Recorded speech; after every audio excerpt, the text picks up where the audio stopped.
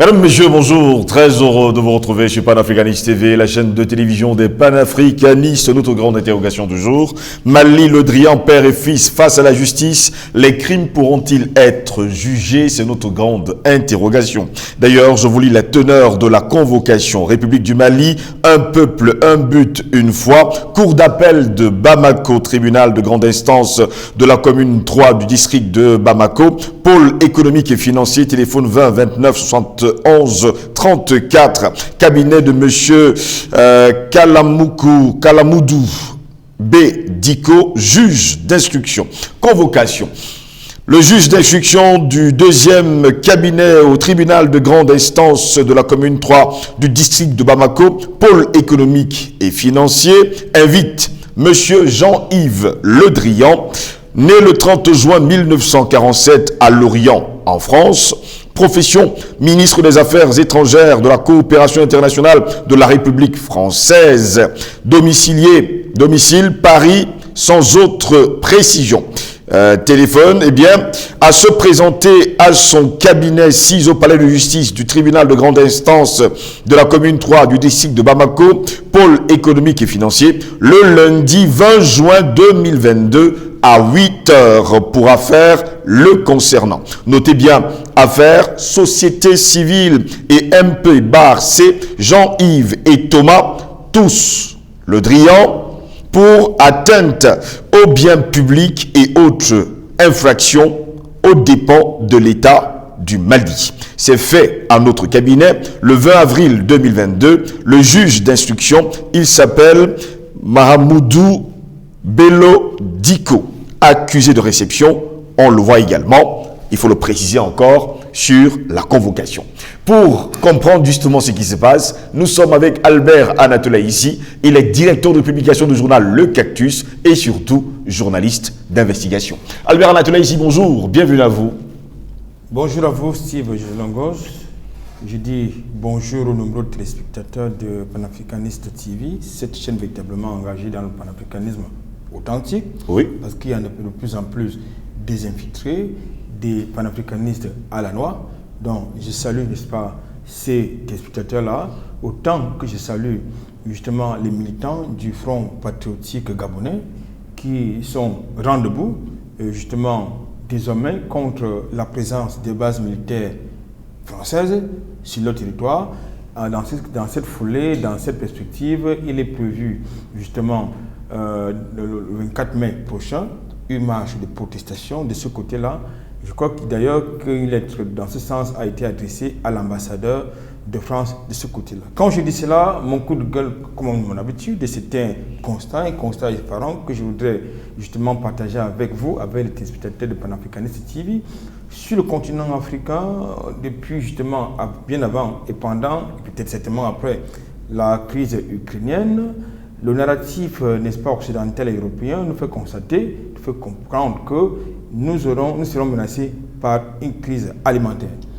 Alors, la question que je vais poser aux dirigeants africains, c'est de savoir pourquoi vendent-ils aux multinationales, aux gouvernements étrangers, les actifs agricoles du continent africain, je parle des terres arables, pour que ces pays-là, ces multinationales, ces gouvernements-là viennent pratiquer l'activité agricole pour nourrir leur population et non la population africaine.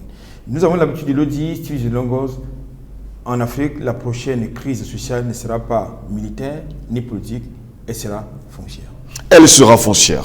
Albert Anatola ici, bienvenue à vous. Vous êtes d'ailleurs surnommé le propriétaire de tous les dossiers.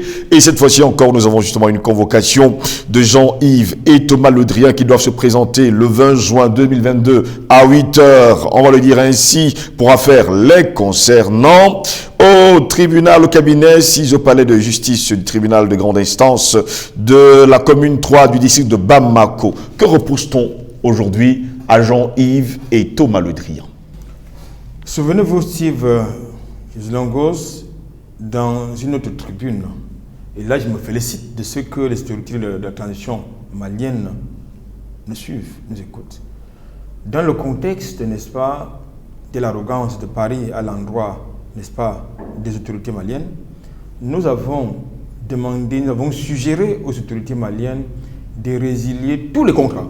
Oui. Bien, tous les contrats des multinationales françaises et européennes qui sont de ce côté-là, tous les contrats qui lient l'État malien à l'État français, parce que dès lors que vous contestez la légitimité d'un régime, il n'y a pas de raison fondamentale que vous continuez à faire des business avec cet État-là.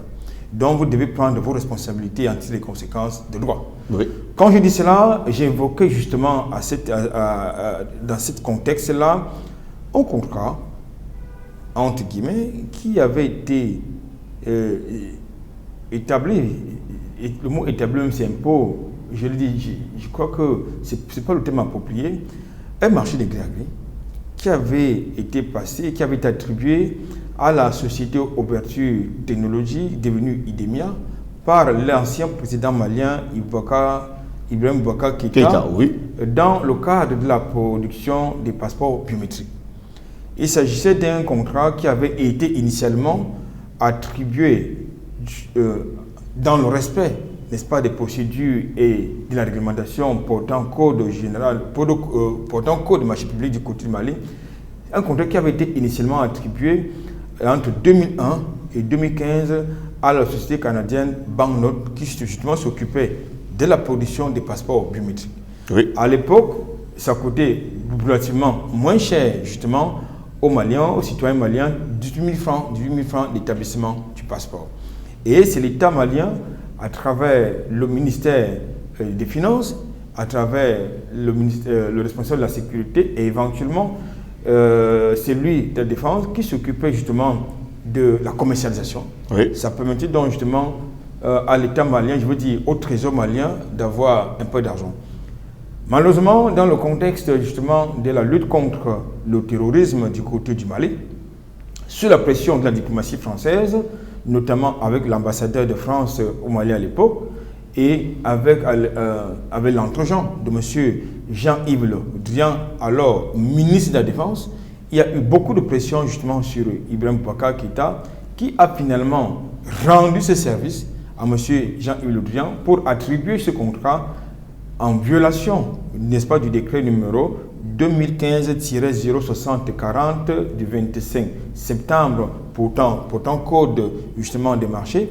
En violation de ces dispositions, des dispositions de ces décrets, ce marché a été attribué de gré à gré justement à la société, je vais dire Idemia, et précédemment appelée Ouverture Technologie.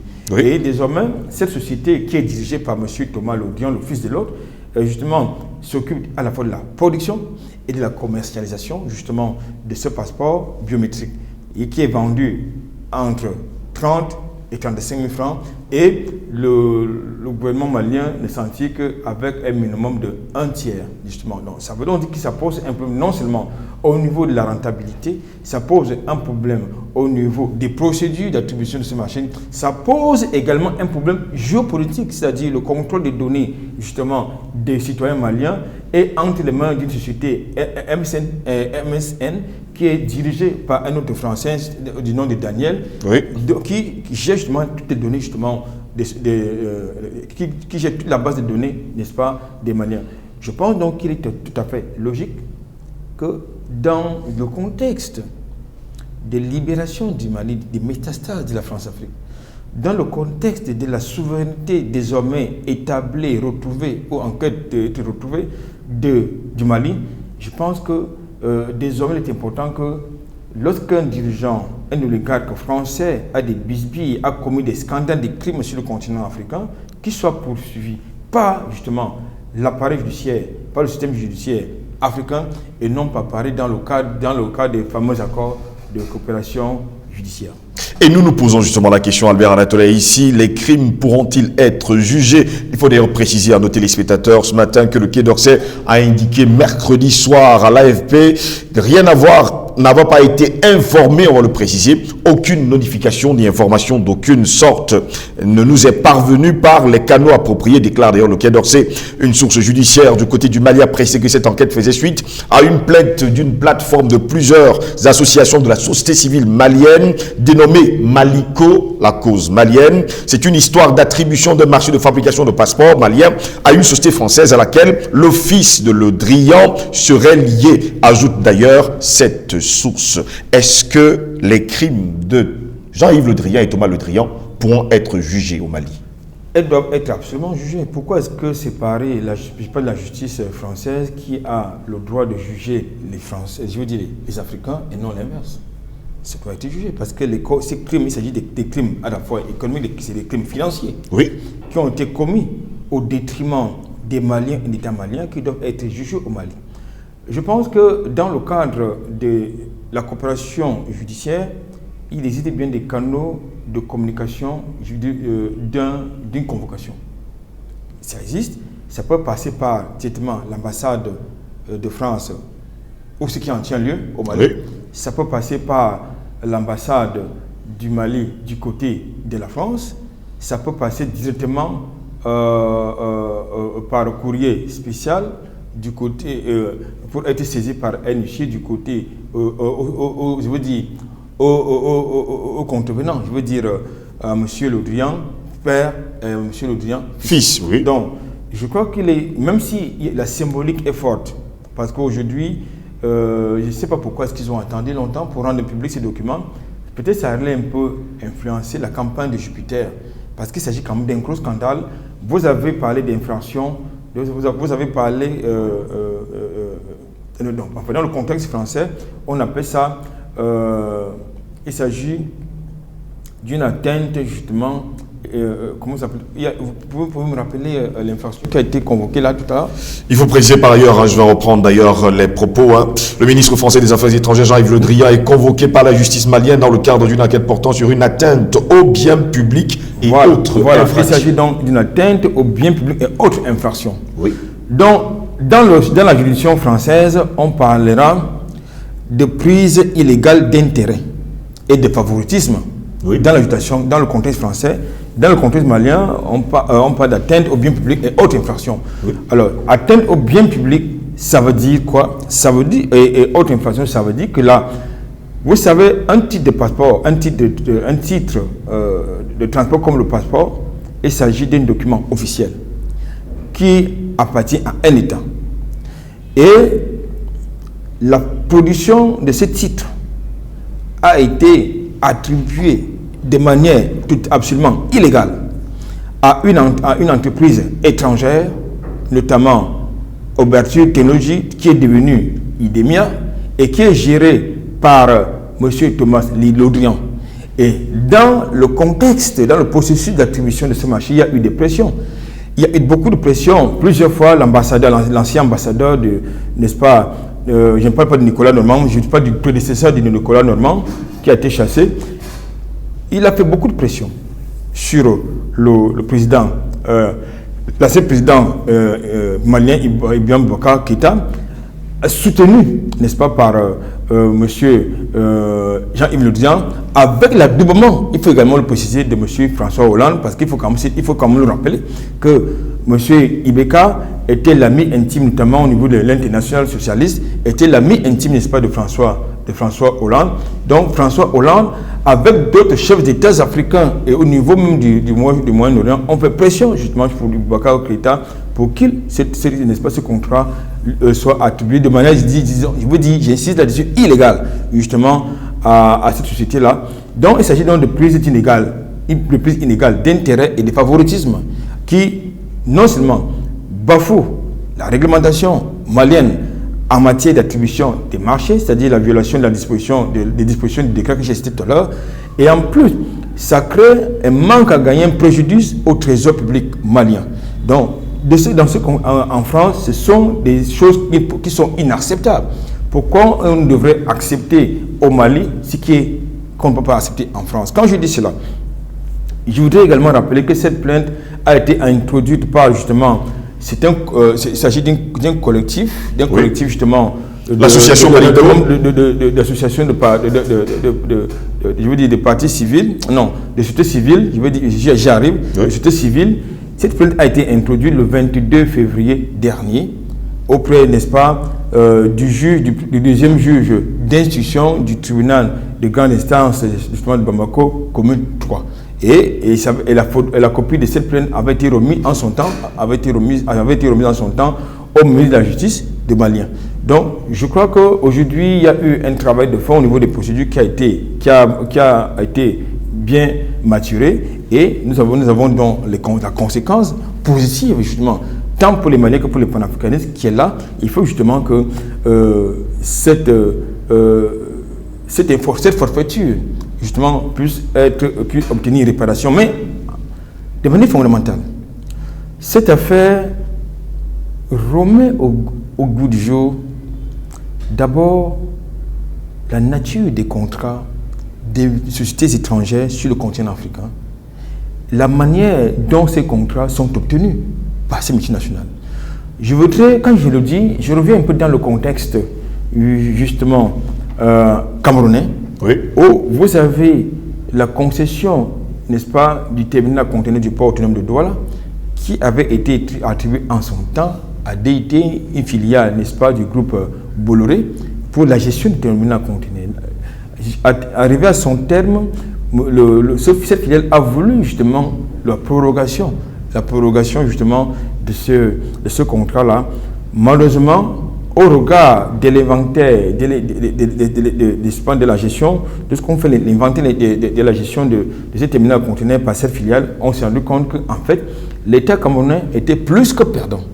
C'était un contrat pratiquement léonin, et quand il a fallu justement revoir justement les choses, qu'est-ce qui s'est passé?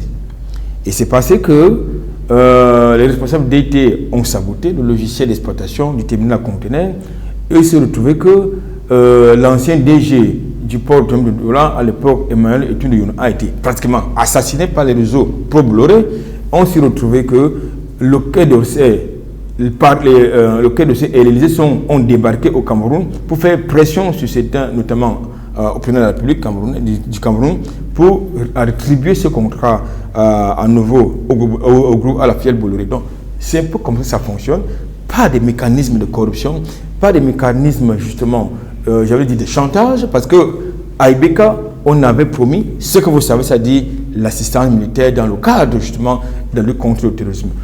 Je pense qu'aujourd'hui, avec l'arrivée de nouvelles autorités qui ont décidé de taper du pied dans la fourmilière, c'est-à-dire s'engager dans une campagne d'assainissement de mœurs publiques et instaurer une bonne gouvernance, je crois qu'il faut saluer cette initiative et qui doit pouvoir se projeter pour justement entrer dans le placard des contrats que l'État ou que certains dirigeants maliens ont signés avec les sociétés, les multinationales étrangères. De son côté, l'association Malico, qui a porté plainte, disait constituée partie civile, a mis un document à la disposition d'ailleurs de Panafricanist TV. Il déclare d'ailleurs les procédures et règles instituées par la législation malienne, en particulier le décret numéro 2015/06040 du 25 septembre portant code des marchés publics ont été allègrement violés à l'occasion de l'attribution du marché susmentionné. Oui, vous savez, lorsqu'il s'agit des contrats, que ce soit les contrats de marché, lorsqu'il s'agit des marchés, que ce soit des marchés, quand il s'agit de la commande publique, je veux dire, quand il s'agit de la commande publique, oui, que ce soit à l'international, que sur le plan national, il y a 3 mécanismes au minimum. Vous avez l'appel d'offres, vous avez l'appel à candidature, ça peut être un appel d'offres international, restreint. Ça peut être un appel d'offres international ouvert ou un appel d'offres national ouvert ou restreint. Ça peut être un gré à gré, mais qui est encadré. Même quand il y a un gré à gré, oui, c'est également, il y a des dispositions juridiques qui l'encadrent. Or, dans le contexte actuel, dans le contexte de l'attribution de ce contrat de production des passeports biométriques, justement, au profit de la société Oberture Technologies, il s'agit d'un contrat politique qui ne respecte aucun mécanisme juridique ni réglementaire. Donc, il s'agit d'un contrat politique, et qui dit contrat politique, ça veut dire qu'il s'agit d'un contrat frauduleux, ça veut dire qu'il s'agit d'un contrat essentiellement et forcément frauduleux, qui avait d'autres, qui avait une arrière-pensée, c'est-à-dire un strapontin politique qui devait pousser la France à valider ou à soutenir davantage Ibeka, parce que souvenez-vous quand même qu'en 2015, franchement, ce contrat a fait non seulement des remous dans l'establishment malien, en plus il y avait déjà une contestation populaire il y avait le vent d'une contestation populaire qui souffrait de plus en plus à Bamako, ce fameux vent populaire qui a justement débarqué Ibeka. Donc M. Ibeka justement pensait justement que en accordant cette faveur à Hollande, il allait sauver son fauteuil présidentiel. Malheureusement, quelques mois plus tard, c'est Jupiter qui arrive et il s'est passé ce que vous savez. Donc je crois qu'aujourd'hui, il est important d'abord de remarquer que certains de nos gouvernants bradent les instruments de notre souveraineté aux étrangers, c'est-à-dire aux criminels, à nos ennemis historiques et même factuels. Il est lamentable de constater que certains de nos dirigeants qui s'inscrivent dans la lignée de la France-Afrique continuent de penser que nos États doivent demeurer d'éternels perfusés, parce que c'est par qui doivent gérer ses intérêts. Il est également lamentable de constater que les bases de données des citoyens africains sont contrôlées, sont gérées par d'autres individus, plus en lieu et place des citoyens.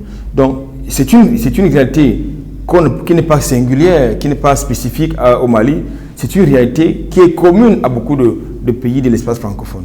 Donc, je crois qu'il faut saluer l'initiative qui a été prise par Maliko, cette plateforme justement d'association de société civile. Il faut saluer qui s'est constitué partie civile, c'est pas anodin. Il a été également demandé au ministère public, je parle du ministère de la Justice malien, de se constituer également partie civile dans le cadre de ces procédures. Quoi qu'il en soit, est-ce que les criminels seront jugés? Il est important qu'ils soient jugés. Pourquoi est-ce qu'ils ne devraient pas être jugés? C'est la bonne interrogation d'ailleurs, Albert. Ils doivent être jugés pour ces crimes. Pour les préjudices justement causés à l'État malien, au trésor public malien, le préjudice financier, le préjudice politique, entre autres. Albert Natolaïsi, le DREA était à l'époque ministre de la Défense. Une question que la France se pose depuis mercredi soir, eh bien, a-t-il appuyé le dossier pour défendre une entreprise française ou ses intérêts? Voilà en gros ce que la justice malienne cherche aujourd'hui à comprendre. Mais l'Odrian n'a fait que ça. Et non, je ne dis pas seulement l'Odrian, ce n'est pas spécifique à l'Odrian. Oui. Tout à l'heure, je vous ai pris l'exemple du groupe Bolloré au Cameroun. Lorsqu'il a été question de revoir le contrat de concession attribué à la filiale du groupe Bolloré au Cameroun, vous avez vu débarquer Hollande au Cameroun, qui était accompagné de qui? De M. L'Odrian. C'est comme ça que ça fonctionne. C'est-à-dire, lorsque une mission nationale française est en difficulté sur le continent africain, on envoie un oligarque français pour venir faire pression. C'est comme ça que ça a toujours fonctionné. C'est comme ça que ça a toujours fonctionné. Vous avez vu, n'est-ce pas, le criminel qui s'appelle Nicolas Sarkozy, lorsqu'il fallait aller justement faire la manche du côté de la Libye, il a fait pression. Lorsqu'il fallait faire la manche, c'est la même chose en Côte d'Ivoire. La plupart des multinationales sont négociées comment? C'est négocié par les canaux justement du chantage politique, du chantage diplomatique, de la corruption. C'est comme ça fonctionne. Donc, la réponse à la question, c'est-à-dire, monsieur, je vous ai dit tout à l'heure qu'il y a eu plusieurs démarches.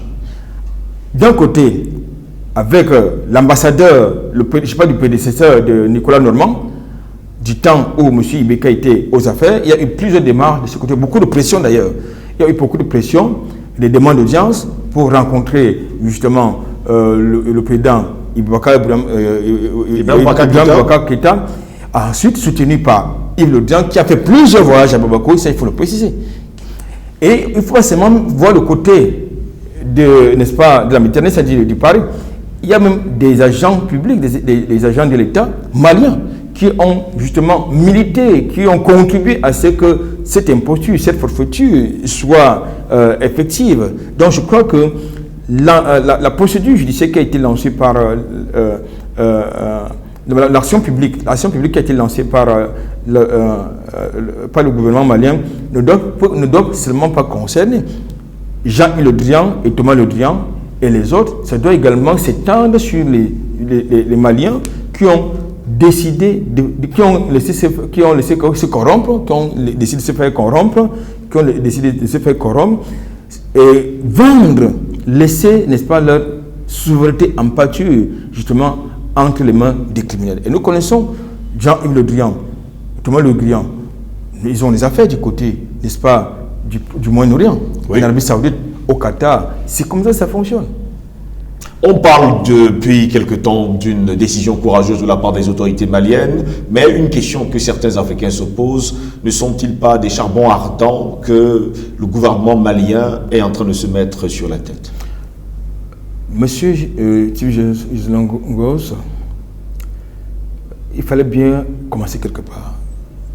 Si les Africains commencent à réfléchir tel que vous l'énoncez, vous et moi ne serons pas sur ce plateau pour discuter, pour parler des peuples africains, pour combattre pour l'Afrique, pour la souveraineté de l'Afrique, pour chasser l'impérialisme européen occidental du continent africain. Donc, si nous commençons à réfléchir, comment ça veut dire que nous donnons l'impression que les précurseurs du panafricanisme ont eu tort d'avoir le courage de prendre les postures qui ont été les leurs. Ça donne l'impression que nous avons tort de prendre position, de lutter. Je pense que dans la grande majorité, moi j'ai lu les commentaires relativement à cette actualité-là. Il y en a qui tirent chapeau bas, n'est-ce pas, aux autorités maliennes, parce qu'aujourd'hui, le roi est nu. Du moins, celui qui se prenait comme le roi, il est nu. Et en tout point de vue, il est nu. Sur le continent africain, il dénonce la corruption. Mais le roi ne vit que de corruption sur le continent africain. Sur le continent africain, il parle de malgouvernance, mais il fait tout le contraire sur le continent africain. Sur le continent africain, il parle d'aide au public au développement qui est mal utilisée pour d'autres choses, mais alors que cette aide publique au développement qui arrive, ce n'est pas de l'argent en espèces dans le trébuchant, ça ne vient pas des produits avariés, pas des contreparties. Donc, voilà la réalité. La réalité, donc, est là, elle est nue comme le roi. C'est-à-dire que les Africains doivent comprendre une chose. L'Afrique ne doit plus être le continent d'avenir pour les autres. Parce que si le continent africain est le continent d'avenir pour les autres, et qui d'ailleurs insultent d'être un continent très pauvre, mais quand même, ils ont le courage de dire que c'est leur avenir se joue en Afrique.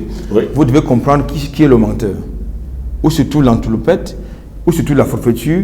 Donc, je pense qu'aujourd'hui, le continent africain est à la croisée des chemins. Et aujourd'hui, beaucoup d'éléments, ce qui se passe justement du côté du Mali, nous a montré la voie. Ce qui se passe désormais du côté de la Centrafrique à travers l'adoption légale de la crypto-monnaie, notamment le Bitcoin. Lorsque vous voyez, n'est-ce pas, cette levée de bouclier qui est suscitée, eh bien, vous comprenez donc que c'est là où il y a la voie. Merci à vous, Albert Anatola, ici, d'avoir été des nôtres ce matin. C'est fait un plaisir, Steve Islangos. Mesdames, Messieurs, c'est ici que s'achève cette autre parole panafricaniste sur Panafricaniste TV, la chaîne de télévision des panafricanistes.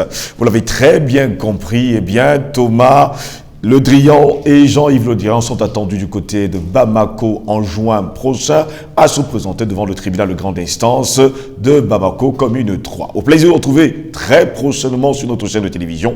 Bonne journée à toutes et à tous.